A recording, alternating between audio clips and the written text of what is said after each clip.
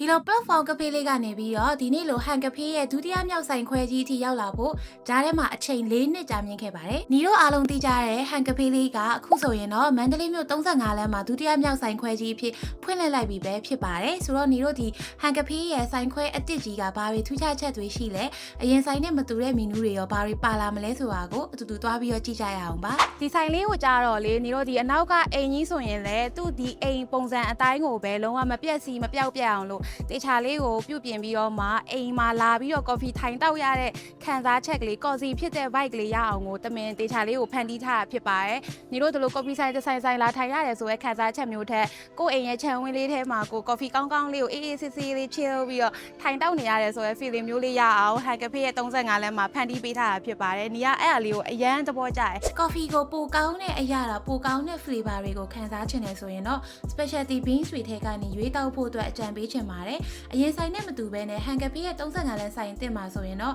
100 menu တွေအစ်အနေနဲ့ထပ်ပြီးတော့ထည့်ထားပြီးတော့ specialty beans တွေကိုမှကိုကြိုက်တဲ့ flavor profile ရစိတ်ကြိုက်ဖြော်ခိုင်းလို့ရပါတယ်။ hand brew လေးမှာမယ်ဆိုရင်ညီတို့ဒီလိုမျိုးရေနွေးခွက်ကလေးတွေနဲ့ချပေးရပါ။အဲ့မျိုးကိုပါဇက်ကလေးကိုရှင်းသွားအောင်လို့ရေနွေးလေးအရင်တောက်မယ် coffee လေး3ကုန်တောက်မယ်ရေနွေးလေးပြန်တောက်မယ်အဲ့လိုမျိုးလေးတောက်ရတာပေါ့နော်။ဒီ hand brew coffee လေးတွေကောင်းကောင်းခံစားတတ်ပြီဆိုရင်ညီတို့ကျန်တဲ့ coffee တွေတောင်မှတိတ်ပြီးတော့မတိုးချင်တော့ဘူး။တရက်ဒီလို hand drip တွေပဲပြေးပြီးတော့တောက်ချင်လာတာဖြစ်ပါတယ်။ကိုက coffee ကိုဘယ်လိုမျိုးတောက်တတ်တဲ့သူလဲ။ coffee ကို Americano လိုမျိုးကြီးပဲ plain ကြီးခါခါကြီးလည်းမတောက်တတ်ဘူး။အချိုတွေအများကြီးပါပြီးချိုရဲနေတဲ့ coffee တွေလည်းမကြိုက်ဘူးဆိုရင်တော့ဟန်ကဖေးရဲ့ signature menu တွေထဲကဒီလိုမျိုးတစ်တီရည်တွေနဲ့ရောတဲ့ချူချင်းနဲ့ရောင်ဆက် menu လေးတွေကိုစမ်းပြီးတော့တောက်ကြည့်ဖို့တန်နေ recommend ပေးချင်ပါတယ်။အဲ့ဒါအပြင်ကိုမှဒီနောက်ထပ်ညွှန်းပေးချင်တဲ့ menu ကကြတော့ဒီ hand coffee A ဆိုတဲ့ menu လေးပါ။ဒီကဒီလိုမျိုး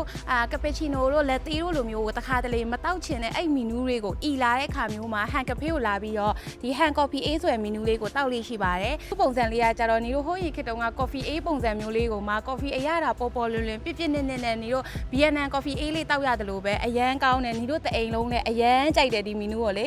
ဒီအနောက်ကဟာလေးကိုမြင်ကြလားညီတို့ဒီ site ရှင်အကိုနဲ့မှကြတော့ဒီ French chicken ရဲ့ fan တွေဆိုတော့ဒါလေးကိုမဖြစ်မနေပါအောင်လို့ထည့်လုပ်ထားတာပေါ့နော် French series ကြည့်တဲ့သူတွေဆိုရင်ဒီနေရာလေးမှာညီတို့အမှတ်တရဓာတ်ပုံလေးရောလာရိုက်တင်ပါတယ်တငယ်ချင်းတွေနဲ့ဆိုရင်တော့ပိုကောင်းတာပေါ့နော်ဒီဟန်ကဖေးရဲ့35လမ်းဆိုင်ခွဲမှာဆိုရင်ကြတော့ညီတို့ဒီ hand brewing အပိုင်းအပြင်ထပ်ပြီးတော့တိုးလာတာက pastry ပိုင်းကိုလည်းဒီမှာကောင်းကောင်းလေးစားလို့ရအောင်ထည့်ထားပေးရပေါ့နော်ဒီနောက်ပိုင်း line ပေါ်မှာအရန်ကို trend ဖြစ်လာတဲ့ tiramisu cake လေးတွေ bunch cheese cake လေးတွေအပြင်ဒီနေ့ဆိုရင်ညီမာခဲ့တာက bunch cheese cake ကိုမှရိုးမဟုတ်ပဲနဲ့ matcha နဲ့ရောထားတဲ့ matcha bunch cheese cake လေးပါမြည်ကြည့်ခဲ့တယ် brownie လေးတွေဆိုရင်လည်း chocolate သားအပြည့်နဲ့ခါပြီးတော့စိတ်နေရမျိုး coffee ကောင်းကောင်းတစ်ခွက်နဲ့တွဲလိုက်ရင်လုံးဝစိတ်ကိုပျော်သွားစေမယ်pastry ပိုင်းမုန့်လေးတွေအထိပါဒီမှာစားလို့ရပါတယ်။ဟန်ကဖေးလေးရကြတော့လေညီတို့မီနူးလေးတွေဆိုရင်လည်းရွေးချယ်စရာများသလိုဈေးနှုန်းလေးတွေဆိုရင်လည်းညီတို့တခြား coffee ဆိုင်တွေထက်ကိုအများကြီးတက်တာတယ်။ daily တောက်လို့အဆင်ပြေတဲ့ဈေးနှုန်းလေးတွေဖြစ်တယ်။ coffee ရတာကလည်းတကယ်ကိုကောင်းတယ်ပေါ့နော်။ဒီလိုမျိုးခြံဝင်းကြဲလေးနဲ့ထိုင်ချင်တဲ့သူတွေကတော့ဟန်ကဖေး35လမ်းပေါ့နော်။355556ကြားကဟန်ကဖေးဆိုင်ခွဲအတစ်ကြီးမှာထိုင်လို့ရတယ်လို့